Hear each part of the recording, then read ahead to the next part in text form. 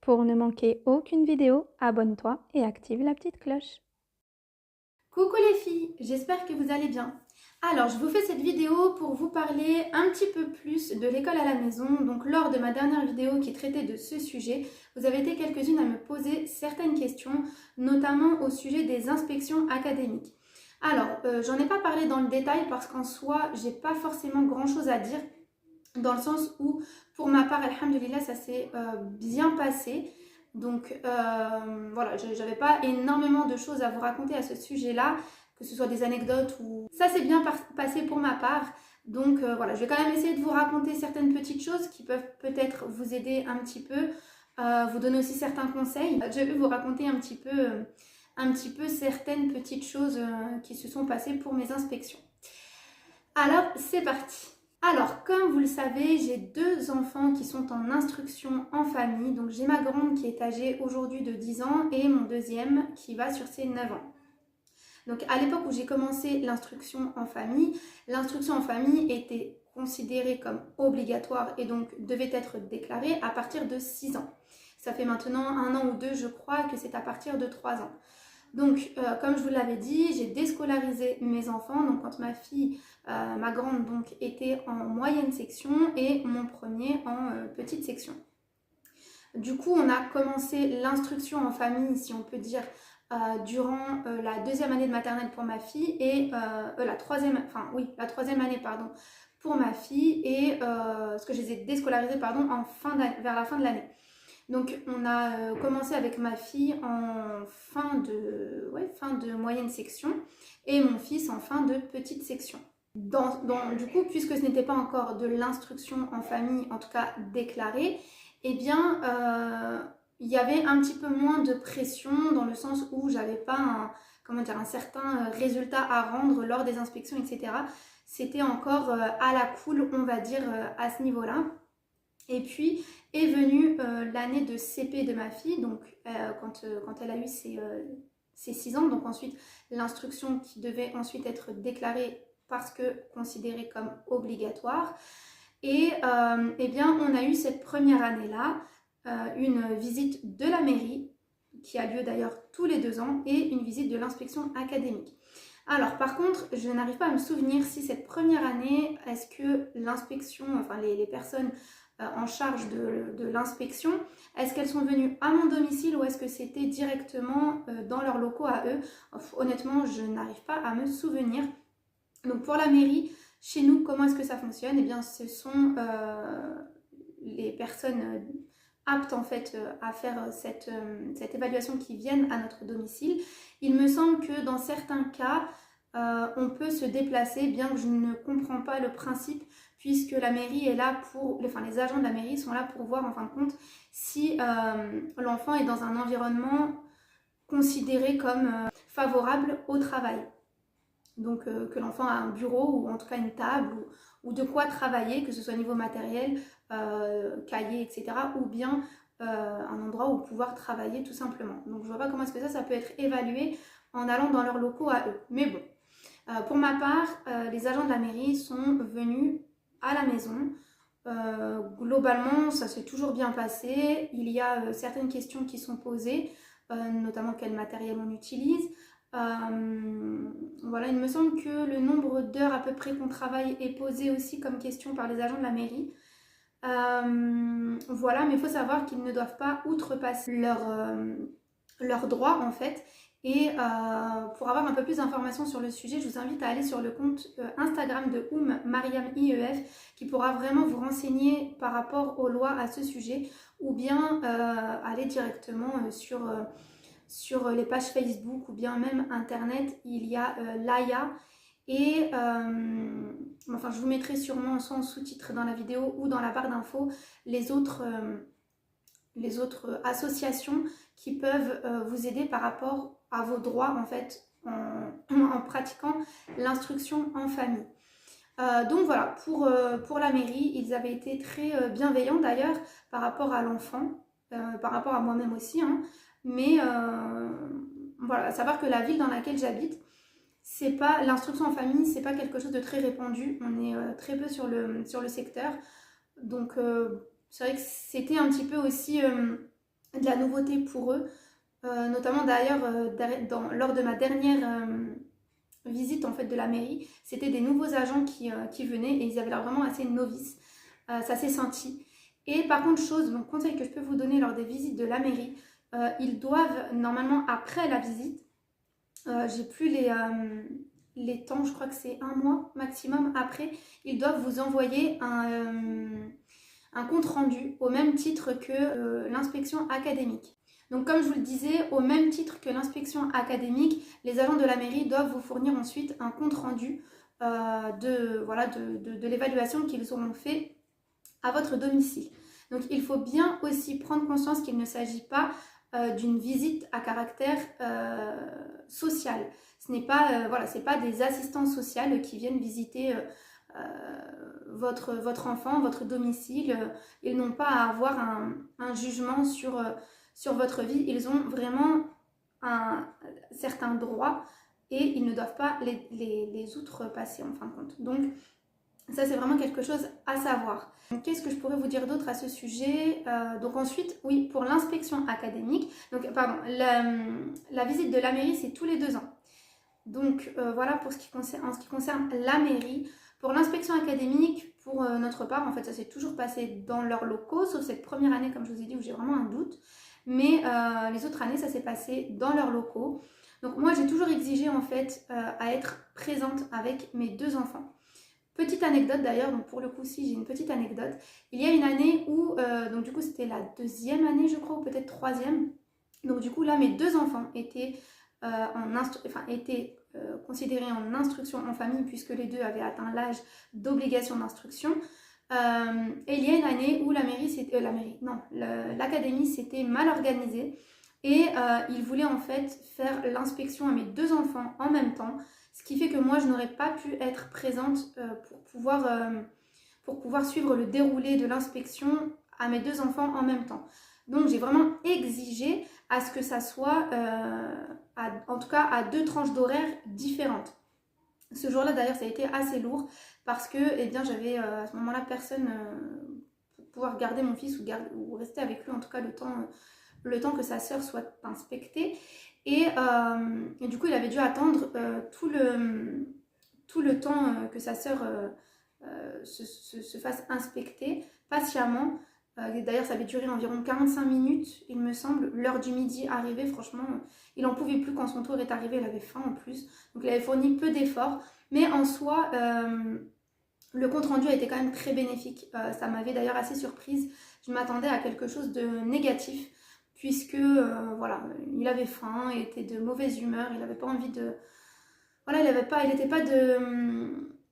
n'était pas motivé à fournir des efforts, donc bon. Mais comme je vous l'ai dit, ça s'est très bien passé, le compte-rendu a quand même été très bénéfique, très positif. Qu'est-ce qui s'est passé d'autre? Donc ça, c'était les premières années. Lors des inspections, ce qui se passe...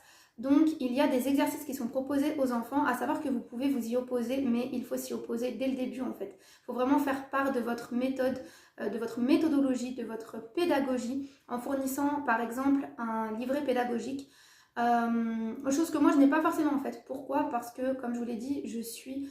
non, je ne l'ai peut-être pas mentionné clairement, mais nous on suit vraiment le programme scolaire avec un rythme différent, avec une avancée différente, dans le sens où, par exemple, mon fils est considéré de manière générale par rapport à son âge étant en CE2, sauf qu'il fait aussi du CM1 et il est, par exemple, avancé dans certaines notions qui sont du niveau, par exemple, qui sont considérées, en tout cas dans le système scolaire, comme étant du niveau CM1. Donc en fait c'est quelque chose que je n'avais pas forcément précisé dès le début, que j'essaye de remettre un petit peu au clair et bien quand je me retrouve face à eux, je leur précise que voilà, mon fils est plutôt en niveau CE2, CM1. Mais ils ont plutôt tendance à considérer qu'il est en niveau CE2 au vu des exercices proposés. C'était quand même un niveau assez bas par rapport à ce que lui était capable de fournir, donc bon, voilà.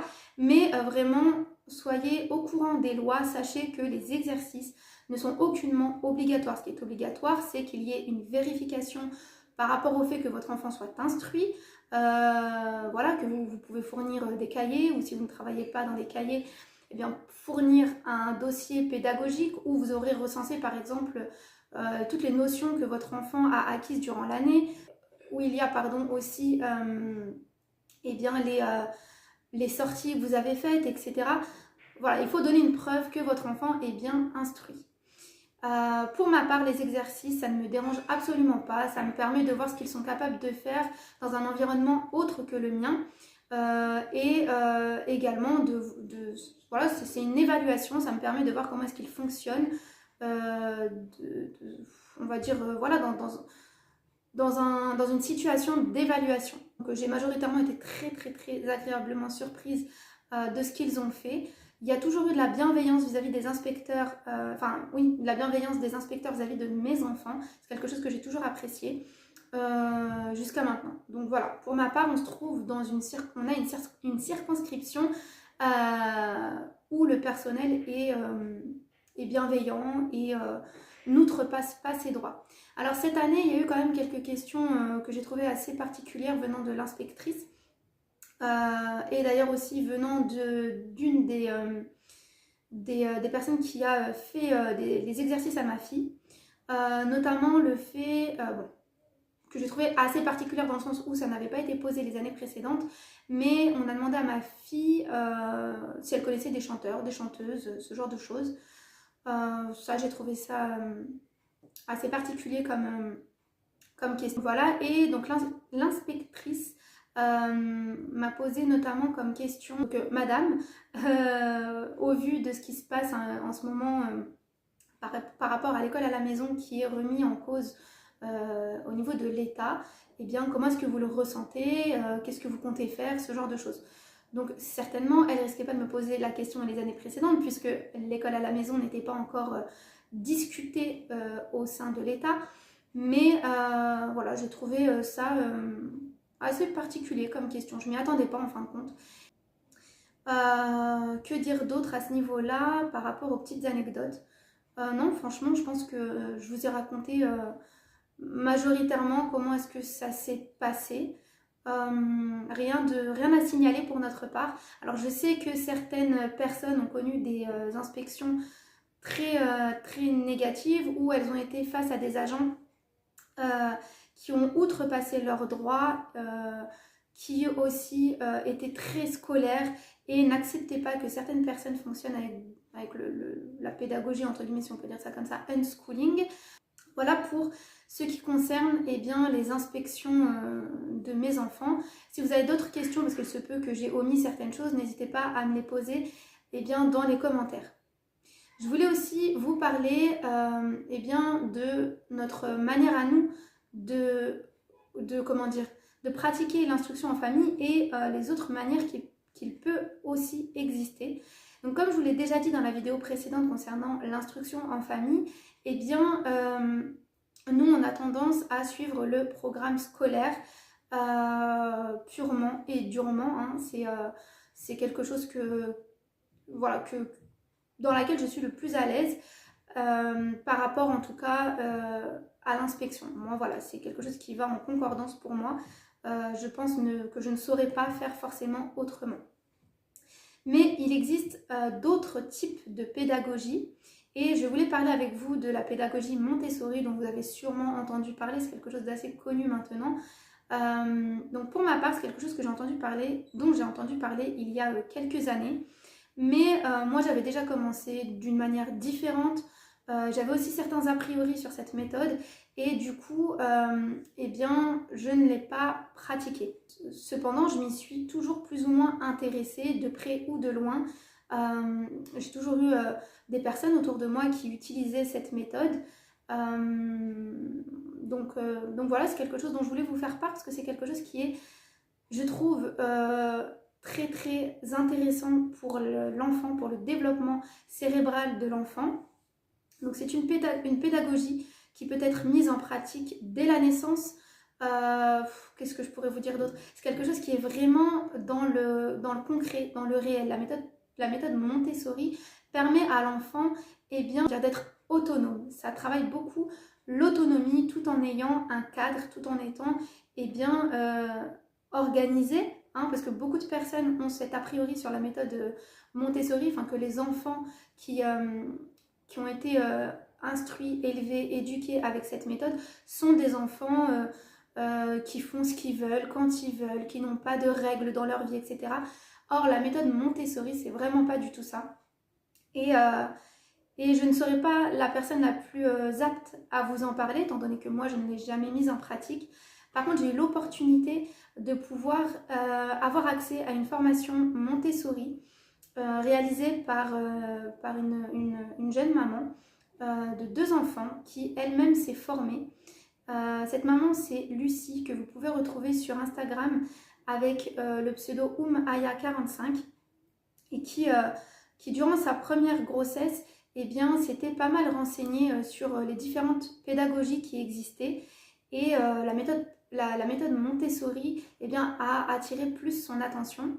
Et avec le temps, en fait, elle a fini par se former à cette méthode. Et aujourd'hui, elle vous propose une formation en ligne pour les 0-3 ans. Alors la particularité de cette formation depuis peu, c'est qu'elle est devenue maintenant certifiante. Vous aurez une attestation qui vous sera délivrée à la fin de la formation et qui vous permettra eh bien, elle est reconnue. Voilà, c'est une attestation reconnue par l'État et qui est très utile si vous, par exemple, vous exercez le métier d'assistante maternelle. Eh bien, c'est un plus que vous pouvez apporter à l'enfant en garde, que vous pouvez mettre en avant lors des entretiens avec les parents. Vous désirez aussi travailler en crèche, etc. C'est quelque chose qui peut vous être utile et ça peut vous être utile aussi tout simplement en tant que parent qui souhaite eh bien, apporter cette méthode à vos enfants. Dans cette formation, que je vous montrerai un petit peu plus en détail juste après, vous allez retrouver 6 modules. Vous allez retrouver également des apprentissages théoriques et de la mise en pratique, plusieurs PDF à imprimer pour réaliser des activités gratuites à la maison, plus de 140 idées d'activités avec les enfants, plus de 120 vidéos, ce qui équivalent à peu près 6 heures de contenu, 3 bonus exclusifs, l'intervention d'une spécialiste de la petite enfance, un livret pédagogique pour le suivi d'acquisition des compétences. Et ce qui est nouveau dans cette formation, parce qu'elle existe depuis un petit moment, mais elle a été remise à jour, vous allez trouver 2 ateliers avec l'application Zoom pour assurer le suivi, votre suivi, le suivi en tant qu'élève. Et Lucie vous aidera au mieux à mettre en place tout ce que vous apprenez au sein de la formation. Donc la formation a ouvert ses portes le 4 avril et elle les fermera dimanche 11 avril. Donc c'est par session en fait. Cette formation est ouverte par session. Vous ne pourrez pas vous réinscrire après cette date, avant un long moment en tout cas. Je ne sais pas quand est-ce qu'elle réouvrira. Voilà, donc je vous montre tout de suite en vidéo le contenu de la formation. Donc voilà, on se retrouve sur mon ordinateur pour que je puisse vous montrer la formation un petit peu plus en détail. Donc là, il s'agit de la formation 0-3 ans, mais il y a aussi le module 3-6 ans. Donc ça, on en parlera dans une prochaine vidéo. Je vous montre pour le moment celle-ci. Alors, la formation, donc comme je vous l'ai dit, c'est 6 modules. Donc on a l'introduction où Lucie se présente. Donc comme le fond est blanc, on ne voit pas très bien. Donc on a aussi ensuite la pédagogie Montessori. Donc ici, Lucie vous explique un petit peu ce que c'est. On a les périodes sensibles. Donc ça, c'est un module super intéressant. Lorsqu'on est parent, en fait, eh bien, on découvre notre enfant au fur et à mesure de sa croissance, de son évolution, et on se rend compte que à chaque étape de sa vie, il y a des choses qui vont l'intéresser plus que d'autres, et c'est ce qu'on appelle en fin de compte les périodes sensibles. Donc bien évidemment, Lucie vous explique ça un petit peu plus en détail, voire même beaucoup plus en détail. Elle vous explique comment les reconnaître, et etc. Donc le rôle de l'adulte, on a le premier module qui est l'aménagement de l'espace. Donc, comme vous pouvez le voir, l'environnement préparé, comment aménager la chambre de bébé, comment aménager un coin nid d'eau à petit prix, comment aménager un coin pour les activités quand on n'a pas la place, la rotation des jouets, Voilà, on arrive ensuite dans le module 2, l'éveil de la naissance à 6 mois. Donc, je pense que vous pouvez voir les titres, je vous les lis quand même au cas où. Donc, l'arrivée de bébé, le sommeil, l'emmaillotage, les soins, l'environnement, le développement sensoriel, le développement visuel, le développement du toucher, le développement du langage, le développement de l'ouïe et un bonus sur la motricité libre. On a ensuite le module 3, donc, qui correspond à la tranche d'âge de 6 à 12 mois. Donc le sommeil, le repas, le développement visuel, le développement du coucher, la coordination œil-main, le développement du langage, la motricité globale et avec pour bonus l'angoisse de séparation. On a ensuite le module 4 qui est l'éveil de 12 à 18 mois. Donc on a le sommeil, toujours le repas, l'environnement, le développement sensoriel, les coordinations œil-main, le développement du langage, les autres activités, la motricité globale et avec encore un bonus, l'acquisition de la marche. Module 5, donc l'éveil de 18 à 24 mois, le sommeil, le repas, le développement sensoriel, la coordination œil-main, la vie pratique, le développement du langage, l'importance de la balade quotidienne et en bonus, la gestion des émotions. Et enfin, le module 6, donc l'éveil de 24 à 36 mois, donc l'espace art, le développement du langage, l'enfant et le livre, la coordination œil-main, la vie pratique, la vie sensorielle, la motricité, la découverte du monde, se repérer dans le temps et encore un bonus, l'acquisition de la continence. Et là, comme on peut le voir, il y a plusieurs bonus, enfin plusieurs thématiques dans un bonus. Lucie vous propose aussi de réaliser du matériel Montessori avec ce que vous avez à la maison à bas prix, parce que c'est vrai que l'une des appréhensions qu'on a par rapport à cette méthode, c'est que effectivement il faut beaucoup de matériel, que ça coûte cher, etc. Mais on peut remplacer pas mal de choses qu'on peut acheter dans le commerce, qui est vendu maintenant, parce que c'est clairement devenu un business aussi, et bien avec des choses simples que l'on a à la maison. Voilà, ensuite on a encore un autre bonus, donc la langue des signes pour bébé. Et enfin, l'examen de fin de formation qui vous permettra d'avoir accès à votre certificat. Voilà pour le contenu de la formation Montessori 0-3 ans que vous propose Lucie. J'ai pu la visionner, j'ai aussi eu accès d'ailleurs à la formation 3-6 ans. Je vous les recommande d'ailleurs vivement. C'est super en fait quand on veut se lancer dans cette méthode. Elle vous montre vraiment comment utiliser le matériel Montessori en pratique, comment le mettre en pratique avec votre enfant. Donc comme je vous l'ai dit, la formation les portes de la formation ferment dimanche.